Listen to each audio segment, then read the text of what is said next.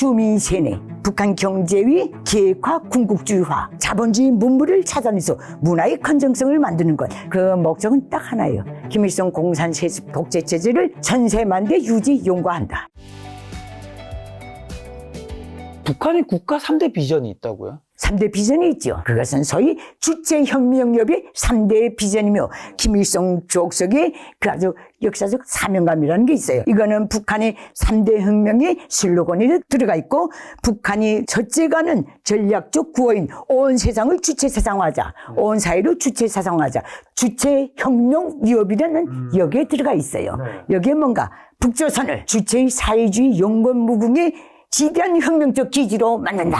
자기가 깔고 앉았으니 그 방법은 주민세뇌, 북한 경제의 기획화, 군국주의화, 문화에서 자본주의 문물을 차단하고 독고주의, 사대주의 이건 모든 걸 차단해서 문화의 건전성을 만드는 것. 3대 혁명입니다. 북한 경내에서 북한을 김일성 족속 체제의 영원 무궁한 지대로 만든다. 이게 첫째예요. 두 번째, 이것만 하면 안 된다. 북한은 조선반도로 합니다. 조선반도의 동족 국가로서 자유민주주의 대한민국의 한국의 괴뢰 국가가 있는 한 우리의 이 혁명 위협을 끝까지 유지 용과할 수 없다는 것. 둘째, 우리 조선공산주의자들의 의무는 원래부터 우리 땅인 남조선을 1차적으로 해방하는 거라는 거. 북한은 해방했으니까. 그래서 그 정체적인 타이틀은 남조선 주체 사상화입니다. 네. 여기에 준해서 전쟁 준비도 들어가는 거고 전략이니까 대남 무력 적화 통일 그 선전도 들어가는 거고 그 다음에 도발도 다 들어가는 거예요. 세 번째 비전이 있습니다. 아주 어벌차게도 온 세상 주체 사상화입니다. 온 세상을 주체 사상화 해가지고 주체혁명위협의 지지자, 동정자, 옹호자 대류를 많이 늘려서 저 체제를 영원 무궁토록 유지시킨다는 것. 이거예요. 그러면 주체 사상화라는 게 뭔가? 김일성 주체 사상이 김일성 족속의 통치 철학인 점, 주체 사상에서 주체는 김일성 족속이라는 점을 감안할 때 이건 부정할 사람이 없을 거예요. 온 세상인 주체 사상화든 남조선 주체 사상화든 북반구 주체 사상화든 그 목적은 딱 하나예요. 김일성 공산세습 독재체제를 전세만대 유지 용과한다. 이거예요. 그래서 저 가난한 나라에 개도 안 물어가는 주체사상 수출한다고 까불면서 제일 낙후한 나라에 주체사상 연구소를 내오고 자기네가 돈을 주면서 운영하고 있어요. 그러면 이제 북한이 어쨌든 대남 무력 적화 통일이 큰 목표 중 하나잖아요. 대남 무력 적화 통일은 김일성 족속은 늘 말합니다. 조선공산주의자들이 절반밖에 완수 못한 조선혁명을 전국적 범위에서 완수하는 필히 해야 되는 혁명 과제라 그랬어요. 그래서 김일성 족속의 조국통일이란 슬로건 수령님 대 통일된 조국을 수령께 김일성한테 선물로 주자. 이거예요. 김일성이 대준다면 김일성의 평생의 유언인 조국통일을 완성해서 후대들에게 물려주자. 이렇게 돼 있어요. 그 노래 부르다가 이제는 그것도 진에 빠져가지고 이제는 아예 모든 그 유화적 감투를 다 내리고 전쟁 준비를 잘해서 깐다고 김정은이가 핵법제 화요 뭐여 까불고 있는데 그래봤자 개뿔도 없는 놈이 그죠. 강탈하고 대한민국 그 정말 김일성 족속의 자유세계에 대한 내피셜은 우선 잘 산다는 걸 인정해요. 잘 사는 나라의 국민들은 자본주의 국민들은 전쟁을 싫어한대요. 잘 사는 삶이 휘말려 들어서 말하자면 어려워질까봐 요걸 딱 노리고 계속 공갈을 치는 거예요. 빈깡통 두드리면서. 야, 혹시나 북한이 한국을 선제 공격할 가능성은 있나요? 94년 4월 27일부터 29일 사이에 북한식으로 말하면 위대한 생리의 마지막 순간에 제2경제위원회 군수산업을 현지 지도에 딱 이렇게 돼 있어요. 김일성이 거기서 말했어요. 그때 나는 현직 기자였어요. 우리가 이제 무력으로 남조선을 해방할 때는 다 지나갔다. 우리는 우리나라 국방공업군 전쟁 준비 전성기는 1970년대였다. 그것을 기점으로 내려왔다. 이제는 그 할 생각을 하지 말고 이제는 이게 어떤 앞으로 국가의 그 야망 실현에서 선제 공격 받을 때 국토를 지킬 준비를 해야 되겠다. 그때 김일성이가 왜 이 말을 했는가? 생산 보고를 받았는데 다른 공장들은 기시나마나 우선 전기 사정이 나쁘고 기기가 다 로우됐지만은 김일성 족속이 그래도 놓치지 않고 악착같이 붙들고 기울인 게 탄 공장이에요. 포탄, 총탄 공장이에요. 이 공장의 가동률이 13, 15%가 돼버린 거예요. 그래서 김일성이 우리가 이제 아무리 전쟁 준비를 잘해라도 탄공장을 만바로 돌리지 못하면 청도, 포도, 부지깽이만도 못하다 그랬어요. 부지깽이는 가벼워서 들고 때릴 수도 있는데 이건 그것도 못한다는 거예요. 그것을 기점으로 김일성은 죽기 전에 그걸 우려한 거예요. 이러다 먹힐 수 있겠구나. 그러니까 더 없는 걸 가지고 개발 단계 중에 완성이 요원한 해교, 생화학무교, 무슨 우지요 이 냄새를 피우면서 여기까지 오는데 우리가 뭐 멀리 볼 거 있어요. 서당계 3년에도 풍어를 나는데 1984년 10월 25일부터 중장거리 미사일 개발에 들어갔으면 94, 2004, 2014, 2024는 지금도 시험 발사해요. 이 종합공장에 출입한 사람은 대한민국 기순자 중에 나 하나밖에 없어요. 우리가 너무 기계가 로화되고 모든 원료 자재가 제대로 정품이 없다 하니까 미사일 한 발을 뽑아내기 위해서는 6, 7발을 만들 수 있는 모든 원료 자재 전력이 투입해야 완성품 하나가 나온다는 거예요. 얼마나 비효율적인 나라예요. 그렇죠. 이게 나라입니까? 난 그 공장에서 직접 들은 거예요. 그러니까 지금은 많은 사람들이 또 북한을 볼 때 북한이 몇 월 며칠에 미사일 시험했다. 온 세계를 두짐에 따져요. 이 날이 무슨 날이지? 아, 미국 독립기념일이구나. 그래서 꽤 붙여요. 무슨 날이로구나. 이 날을 노리고 쐈다. 천만의 말씀. 북한은 그런 여유가 미국 독립기념일이 북한하고 무슨 상관이 있어요? 얘들은 늘 쏘고 싶은 거예요. 준비 안 돼서 못 쏠 뿐이에요. 휴지에 하나씩 만들어서 준비됐습니까? 준비됐습니다. 쏴볼까? 쏴봅시다 하고 나가는 거예요. 나는 그 상황을 17년 동안 지켜본 사람이에요. 내가 대한민국에 1999년 1월 16일에 들어왔지만 오늘날에도 북한 내하고 이렇게 저렇게 네트워크로 가끔 가동하는 그런데 우하면 선생님이 내가 있을 때 여기는 선생님 길선아 내가 있을 때가 호랑이 담배 피울 때였다. 이렇게 딱 말이에요. 그래서 나보고 변했니 안 변했니? 변한 건 다 변했지만은 북한 김일성 족속의 야망 하나가 변하지 않은 것.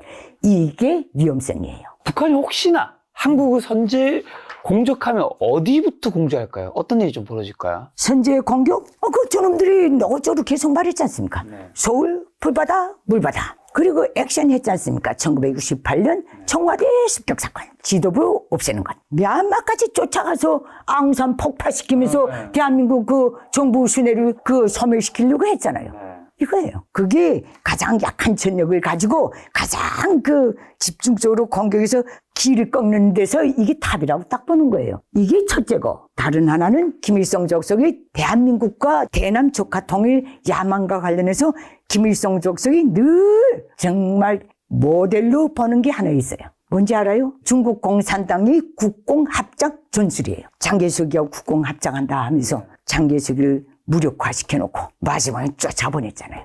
이게 적공사업에서의 표본이라 그랬어요. 김일성 족속은. 김일성 족속이 국공합작을 교과서라 그랬거든요. 네. 그 선상에서 지금까지 움직인 거예요. 대한민국 조카 통일 야망을 위해서 주사파라는 것도 길러봐. 뭐 이것도 해봐. 합법, 비합법, 반합법, 공개 모든 조직을 만들어봐. 1960년대는 지하당까지 만들어봐. 김종태 있지 않습니까? 김종태는 그거는 북한하고 관계가 없다 말도 못하는 게 있어요. 북한 평양에 유일한 전기기관차 종합공장이 하나 있어요. 그 공장 이름이 김종태 전기기관차 공장입니다. 그리고 김일성은 내가 그 공장에 김종태 이름을 붙인 것은 김종태 통지는 기관차처럼 멈춤과 주조를 모르고 달린 혁명가였다고 딱 이렇게 돼 있어요. 북한의 우표 있죠? 네. 우표 력사에 보면 제일 많이 나와 있는 게 김종태 우표예요. 그 다음에 김종태하고 그 옆에 최무식이 하나 있죠. 같이 재판받은 거. 네. 최무희가 그 우표를 제가 가지고 있어요. 지금도. 다음번에 초청해주면 보여드릴게요. 알겠습니다. 자, 그러면 북한과 만약에 한국이 붙으면 당연히 한국이 이기겠죠? 그것도 덮어놓고 이기는 거죠. 근데 우리가 한국이 이긴다, 진다, 이거를 떠나가지고 대한민국은 글로벌적인 정상 국가예요. 경쟁력 있는 국가예요. 한국의 전쟁이 일어난다. 오늘날의 전쟁은 팀전이에요. 한국, 북한 단독 둘이 붙게끔 역학관계가 조성되어 있질 않아요. 분명히 자유세계가 대한민국 전쟁이 개박에 딱 돼 있어요. 네. 투자한 게 많기 때문에, 영향력이 있기 때문에. 뭐 미국과 일본도 그렇고, 호주, 대한민국과 엮인 나라가 얼마나 많습니까? 그러니까 한국만 싸운 게 아니라 이제 같은 연합군 미국, 일본에 있다는 건데 전쟁이라는 건 이해관계예요. 근데 반대편에는 이제 북한에는 어떻게 보면 북중 나라에서 북한, 중국, 러시아 이렇게 이건 뭐 인연가 뭐 여러 가지 이렇게 하죠. 그거는 60년대, 50년대, 70년대 냉전이 그 종식되기 전까지 쓰고 온 호우를 지금까지 있는갑다 하고 앉아있는 거고, 그리고 그때 당시 냉전 시대에도 중국, 러시아, 소련, 북한의 관계는 묘했습니다. 어떤 관계였는데? 김일성 족속이 보기에는 소련은 지 족속을 어쨌든 계례 수장으로 안 친 국가고, 또 경력을 놓고 볼 땐 중국에서 혁명을 시작했고, 그리고 6.25 때 중공군이 나와서 살려줬고, 이 관계인데 두 나라가 정치적으로든 뭐든 진 빚에 대한 그 어떤 빚갚음을 정치적으로 요구한 거예요. 두 대국이 싸움할 때 소련 편 들래 중국 편 들래 이 무릎 앞에 딱 서게 된 거예요.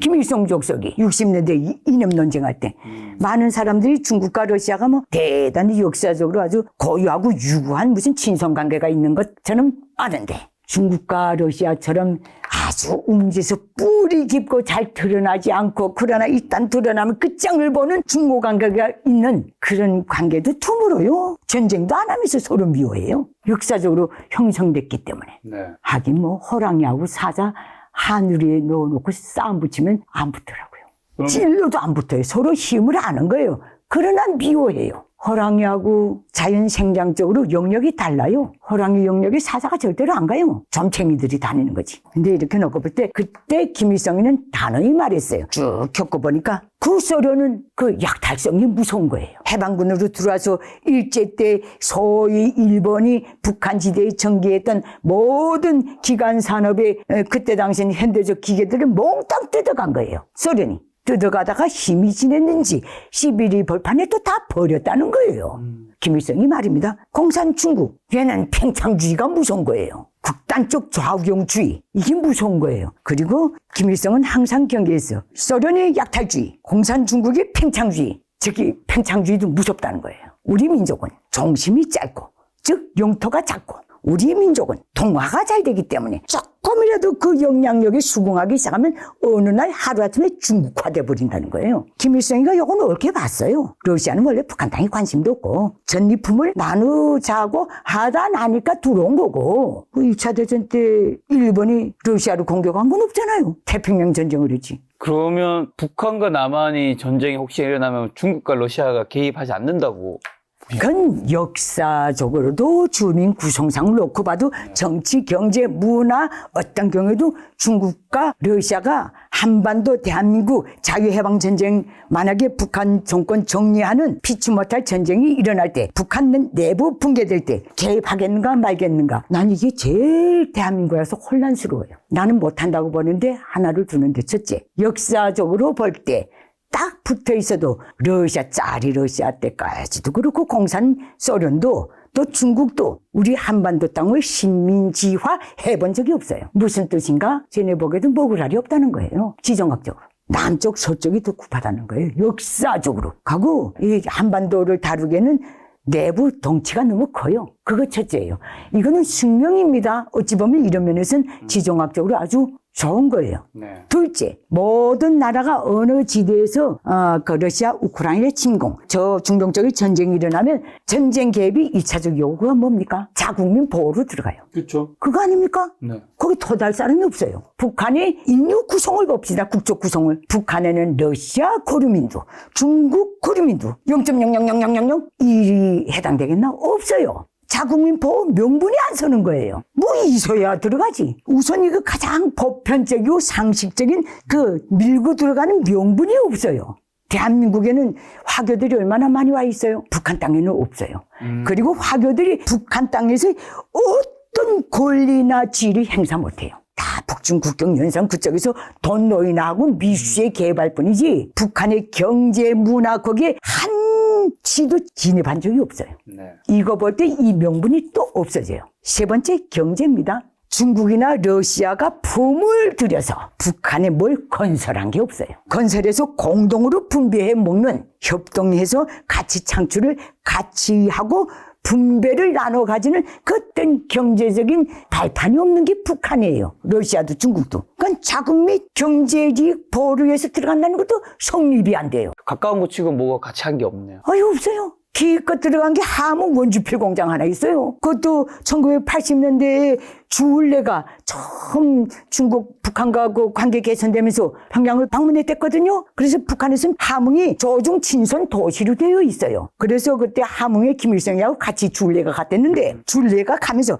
북중 친선 도시라니까 뭘 하나 지어주면 좋겠는가 물어봤어요. 주울레가. 그때 도당 책임비서가 원주필 공장을 하나 지어주세요 이랬던 거예요. 왜요? 그냥 김일성이가 주울레 간 다음에 당중앙에 정치국 회의를 벌어놓고 그 도당 책임비서를 불러도 이렇게 세워놓고 완전히 벼락을 모두 매겨버렸어요. 공산주의자가 그렇게 통일자 가서 어디다 쓰겠는가?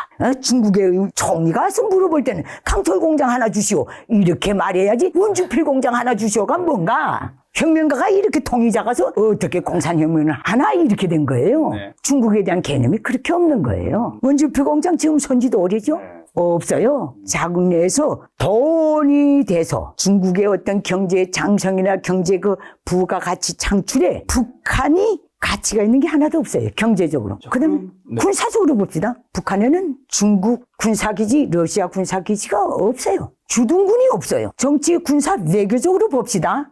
개입하겠는가 말겠는가. 김일성 족속이 들고 나서 대북 유엔 제재 6차까지 넘어받고 다섯 손가락 모자라게 받고 모두 휘둘러서 국제사회가 우려하고 테러 지원국 모자를 씌우고 한 그 모든 범죄, 핵미사일 개발 범죄, 무기밀매 범죄, 가짜 외국 상품 위패 범죄, 외국인 납치 범죄가 러시아나 중국을 상대로 벌어진 게 아니에요. 자유세계 약화, 단죄 반미 소위 전략의 일환으로 다 벌어진 거기 때문에 그 최대의 피해국인 대한민국, 미국, 자유세계가 정리하겠다는데 쟤네가 무슨 명분이 있어요? 쟤네 쏘겠다고 만든 것도 아닌데. 이걸 아셔야 돼요. 그걸 이해 못한다. 그리고 중국과 러시아가 그러고도 눈 딱 감고 진짜 배째라는 식으로 달려든다. 이렇게 할 때는 끝까지 밀어붙여야 돼요. 왜? 러시아나 중국이 늘 한반도 통일을 지지한다고 했어요. 그런 부분에 좀 압박감 느낄 수 있잖아요. 예를 들면 한국은 어쨌든 미국과 굉장히 한미일 관계 좋은데 북한도 한국 땅이 돼버리면 중국 입장에서는 미국과 이 패권 전쟁에서 너무 뭔가 압박감이 느껴지는. 패권 전쟁을 놓고 볼 때, 범위를 놓고 볼 때 중국이나 러시아는 이 국동적 북한 땅 하나 놓고 패권 전쟁하기에는 먹으라리 너무 없는 거예요. 대한민국이 압도적이고 일본이 있어요. 그리고 대양으로 나가는 그 모든 통로가 일본 때문에 막혀 있어요. 이거는 그저 무너지지 않으면 좋겠다. 그 정도지. 차라리 러시아나 중국이 오늘의 냉전 종식 이후에 놓고 볼 때는 차라리 속 생각은 한반도가 대한민국에 비해 자유통일되고 미국이 중국을 침략에 들어갈 일은 없잖아요. 중국 밖에 있는 모든 나라들을 보호할 미국의 우탁하고 보호에 대한 협정을 체결하고 공약한 나라들을 보호하제도 정말 그런데 몰라 칼 빼르고 중국 대륙에 들어가요? 그런 일은 없어요. 전망적 리익을 볼 때는 한반도가 대한민국 주도로 자유통일되는 게 중국이나 러시아에게는 더 득이에요.